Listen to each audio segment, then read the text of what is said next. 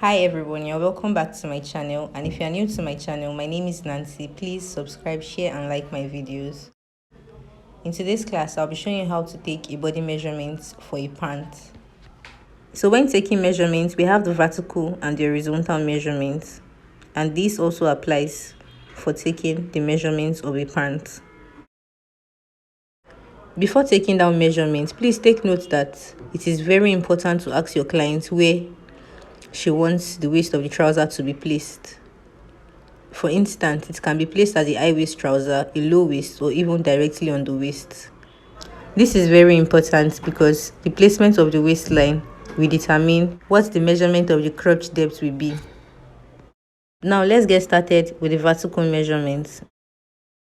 The first vertical measurement I'll be taking is the waist to the hip line. This is 8 inches because this is the highest part of the hip. But if you don't get an opportunity to measure your clients, there is a standard. For most people, it's 8 inches or 9 inches. But taking the accurate measurements will give you a perfect fit. Now, the next vertical measurement I'll be taking is the waistline to the knee line. So here I have 19 inches.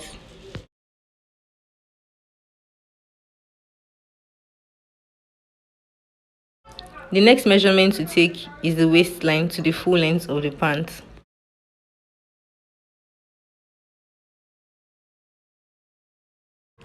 This is 40 inches.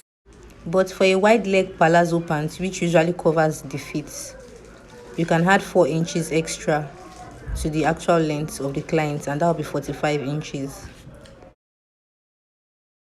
The next measurement to take is the crotch depth, and this is taken from the center of the waistline down to the undercrotch. So now I'll place the starting of my tape directly on the waistline. Then I'll tell my client to open her legs a little, and I'll go in to get the undercrotch. Here I have 11 inches. So remember I said that the placement of the waistline determines the length of the crotch. Now I'll be showing you why I said that. If it was for a high waist pant and I placed my tape here to get the undercrotch, I'll be having 12 inches. Then if it was a low waist pant and I placed my tape starting from here, I'll be having 10.5 inches. So this is all for the vertical measurements. Now for the horizontal measurements, which is the circumferences. The first measurement is the waist circumference, and this is taken by placing the tape firmly on the round waist. Here I have 36 inches. The next measurement is the hip circumference. Now I'll place the tape round the hip, making sure that I'm going round the highest part of the butt and also the highest part of the hip. Here I have 48 inches. The next measurement to take is the thigh circumference. Now I'll place the tape round the thigh firmly. Then I'll tilt it up a little.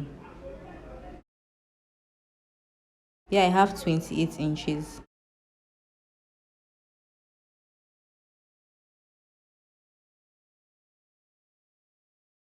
The next measurement to take is the round knee. When taking the round knee measurements, you need to tell your client to tilt her knee forward a little, because if she stands straight and you take that measurement there, it will be very tight on her, which will make it difficult to move her knee properly.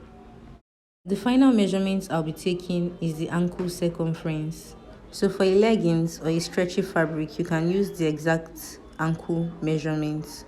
But if you are working with a non-stretchy fabric, you have to place the tape in a way that it passes through the ankle circumference and the heel of the feet, as shown, to easily pull off the pants conveniently.